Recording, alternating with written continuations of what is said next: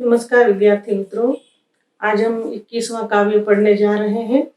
इससे पहले हमने एल्बम कहानी पढ़ी और अब वैसे तो 2 ही काव्य बाकी है और एक निबंध है जो कि हमने इसके बाद पढ़ना है। तो 21वां काव्य है पद्य पहेलियां मुकरियां। इस काव्य के कवि है अमीर खुसरो।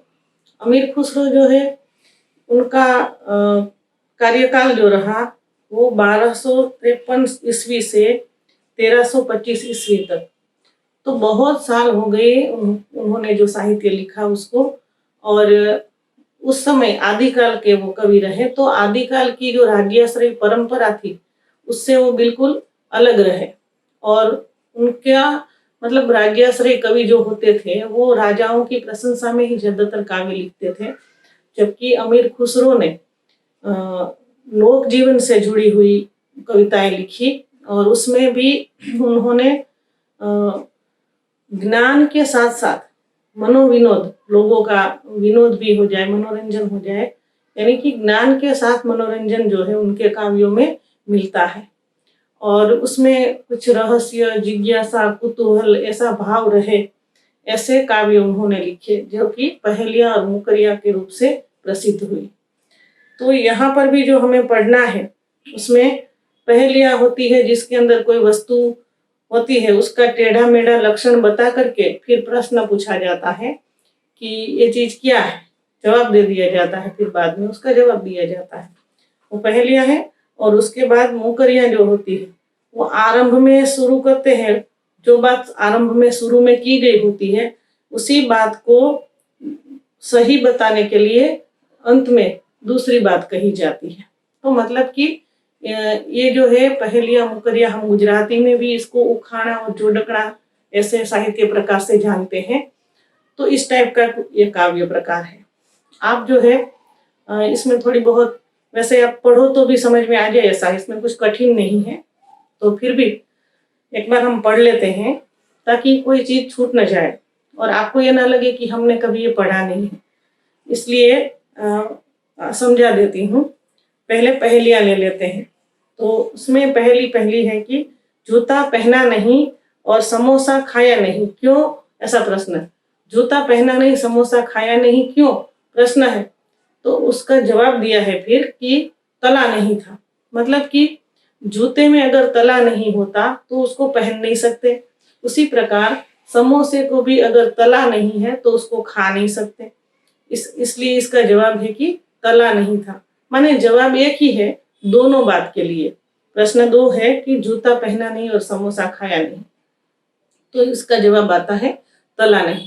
प्रश्न ये पूछा जाता है कि अमीर खुसरो की पहेली में तला नहीं का मतलब क्या है, तो आपको ये बताना है। समोसा क्यों नहीं खाया गया, ये प्रश्न है, तो उसका जवाब आता है तला नहीं था। दूसरी पहेली है अनार क्यों न चखा, वजीर क्यों न रखा। अब अनार जो है उसमें खाने की चीज जो अंदर होती है वो तो उसके दाने ही होते हैं। अगर दाने नहीं है तो खाया नहीं जा सकता है उसको। उसी प्रकार वजीर रखा नहीं, क्योंकि उसमें भी दाने नहीं थे। तो दाना नहीं था का मतलब ये था कि जब हम, ये आप जो है चेस का गेम होता है और इसी प्रकार जिसमें राजा वजीर वगैरह मोहरे होते हैं, उसको चलते हैं तो उसको चलने के लिए दाने डालने पड़ते हैं पासा फेंक करके। तो वो दाने की बात हो रही है। दोनों में जवाब एक ही है, दाना नहीं था, लेकिन दाने दोनों अलग अलग चीज है। अनार का दाना जो खाया जाता है और वजीर में जो दाना नहीं आया, वो खेल में अगर दाने नहीं आते हैं तो वजीर को चाल आप चल नहीं सकते हो। उसी प्रकार तो जवाब इसका है कि दाना न था। मतलब कि अनार इसलिए नहीं खाया गया और वजीर इसलिए नहीं रखा गया। इसके बाद का है कि रोटी जली क्यों, पान सड़ा क्यों, घोड़ा अड़ा क्यों। 3 बातें पूछी गई है कि रोटी जली क्यों, घोड़ा अड़ा क्यों और पान सड़ा क्यों। जवाब है उसका फेरा न था। अब रोटी को सेकते समय उसको फेरना पड़ता है, उलट पलट करना पड़ता है, नहीं तो वो जल जाती है, यानी कि उसको फेरना पड़ा। अब नहीं फेरा इसलिए रोटी जल गई।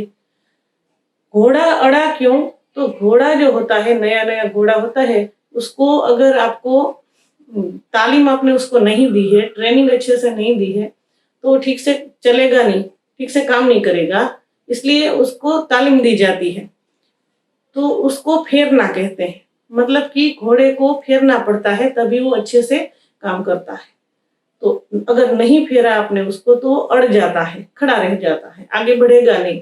तो इसका ये अर्थ है। और पान सड़ा क्यों? कि पान जो होते हैं, पत्ते जो होते हैं, खास करके यहाँ खाने के पान की बात हो रही है, तो वो पान जो होते हैं उसको अगर उसके अंदर कोई सड़ा हुआ एक पान है तो उसको आपको उलट पलट करना पड़ता है, नहीं तो सारे पान सड़ जाते हैं। इसलिए पान को भी फेरना पड़ता है। तो उलट पलट करने का मतलब ही यहाँ फेरना। अब तीनों में जवाब एक है कि फेरा न था। रोटी इसलिए जल गई क्योंकि उसको फेरा नहीं, घोड़ा अड़ा इसलिए क्योंकि उसको भी फेरा नहीं, मतलब कि उसको तालीम अच्छे से दी नहीं है। और पान इसलिए सड़ गया क्योंकि पान को भी उलट पलट नहीं किया, तो उसको भी फेरा नहीं। ये जवाब है इसका। इसके बाद की पहली है, एक नारी के दो बालक, दोनों एक ही रंग, एक फिरे एक ठाड़ा रहे, फिर भी एक संग। मतलब इसका ये है कि एक स्त्री के दो पुत्र हैं, लेकिन दोनों का एक ही रंग, माने एक ही रंग के हैं।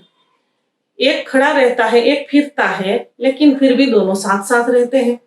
तो इसका जवाब है चक्की के दो पाठ। अब चक्की हम सब ने देखी है बहुत, वैसे अभी होती नहीं है उपयोग में कहीं, लेकिन फिर भी हमने देखी तो जरूर है। तो वो चक्की के दो पार्ट होते हैं, वो एक ही रंग के, यानी एक ही पत्थर में से बने होते हैं, तो एक ही रंग के होते हैं।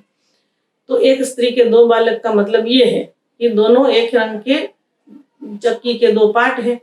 एक खड़ा रहता है, ठाड़ा रहे माने खड़ा रहता है, और एक फिरता है, ऊपर का जो पत्थर होता है वो घूमता है गोल गोल। फिर भी दोनों एक ही स्थान यानी एक ही जगह पर रुके रहते हैं। जो फिरता है वो आगे नहीं चला जाता, क्योंकि उसकी बनावट इस प्रकार से होती है चक्की के दोनों पार्ट की। तो जवाब इसका ये है, और इसलिए उनको ये पहेली ऐसे पूछी गई है, एक नारी के दो बालक करके, लेकिन जवाब उसका है चक्की के दो पार्ट। तो ये तो हो गई पहेलियां। अब है मुकरिया। मुकरिया में पहले लक्षण बताए हैं, उसके बाद जो है पहले आरंभ में जो बात कही है, अंत में उसका खंडन किया गया है प्रश्न पूछ करके। तो पहले ही है पहली मुकरी, उसमें बताया है कि जब मांगू तब जल भरी लावे, मेरे मन की तपन बुझावे। मन का भारी तन का छोटा, ए सखी साजन ना सखी लोटा। जवाब दे दिया है अंत में, लेकिन पहले जो लक्षण बताए हैं आरंभ में वो ऐसे है कि जब मांगू तब जल भरी ला, जल भर के लाता है तो वो कौन है? जब मांगे तब जल भर के लाता है तो वो कौन है? मन की तपन बुझा, मन की प्यास बुझाता है, वो कौन है? मन का जो भारी है, मन का उनका मन बहुत ही बड़ा है, पर तन यानी शरीर छोटा है। तो ये लक्षण बताइए कि ये कौन है? सखी पूछती है कि क्या ये साजन है, क्योंकि साजन के भी यही लक्षण है। लेकिन दूसरी सखी कहती है कि नहीं, ये साजन नहीं, ये तो लोटा है। यानी लोटे में हम जल भर के लाते हैं, उससे हमारे मन की प्यास बुझती है। लोटा होता दिखने में छोटा है, लेकिन उसका मन बहुत बड़ा है। कैसे बड़ा है कि उसमें थोड़ा सा पानी है, वो भी सबकी प्यास बुझाता है, इसलिए मन का भारी ऐसा कहा है। तो उसका जवाब है लोटा। दूसरी उसमें है, वो आवे तो शादी होए, उस बिन दूजा और न कोई, मीठे लागे वाके बोल, ए सखी साजन ना सखी ढोल। अब यहाँ ढोल के लक्षण बताए हैं शुरू में कि उसके आने से शादी होती है। तो ये तो दोनों में है भाई कि साजन भी जरूरी है शादी के लिए, और ढोल भी। उसके आने से शादी होती है, ढोल के आने से शादी होती है। उसके बिना, उसके जैसा कोई दूसरा होता नहीं है, ढोल जैसा भी दूसरा कोई नहीं है, साजन के जैसा भी दूसरा कोई। उसके बोल मीठे लगते हैं, सखी को साजन के बोल भी मीठे लगते हैं, और हम सबको ढोल के बोल भी मीठे लगते हैं। वो बजता है तो बड़ा ही सुरीला लगता है। और अंत में पूछा है कि ये कौन है, क्या साजन है? तो कहा नहीं, ये तो ढोल है। तो ढोल के लक्षण बताए इसके अंदर। इसके बाद अंतिम है, अति सुरंग है रंग रंगीले, हे गुणवंत बहुत चटकीला, राम भजन बिन कभी न सोवे, ये सखी साजन ना सखी तोता। इसमें क्या कहा है? अति सुरंग, सु यानी अच्छा, अच्छे रंग वाला है, रंग भी रंगा है, अलग अलग रंग वाला, गुणवंत बहुत चटकीला। गुणवंत यानी उसके अंदर बहुत अच्छे अच्छे गुण है ऐसा। और चटकीला, रंग उसका एकदम चटकदार यानी चटकीला है। राम भजन बिन किया सोए नहीं, राम का भजन उनको करना पड़ता है तभी वो सोता है। तो ऐसा कौन है राम को याद करके सोता है? हम लोग कहते हैं ना कि भाई तोता जो है वो राम नाम जपता है, ऐसी मान्यता है सबकी। तो यहाँ भी अमीर खुसरो हमें ये पूछ रहे हैं कि राम भजन बिना सोता नहीं है, तो ये कौन है? क्या वो साजन है? तो सखी कहती है कि नहीं, वो तो तोता है। अब इसमें से आपको क्या प्रश्न पूछे जा सकते हैं? मैंने जैसे कहा पहले कि अमीर खुसरो की पहेली में अनार क्यों नहीं चखा गया? तो दाना नहीं था। ऐसे प्रश्न पूछे जाते हैं कि अति गुणवंत कौन है? तो वो तोता है।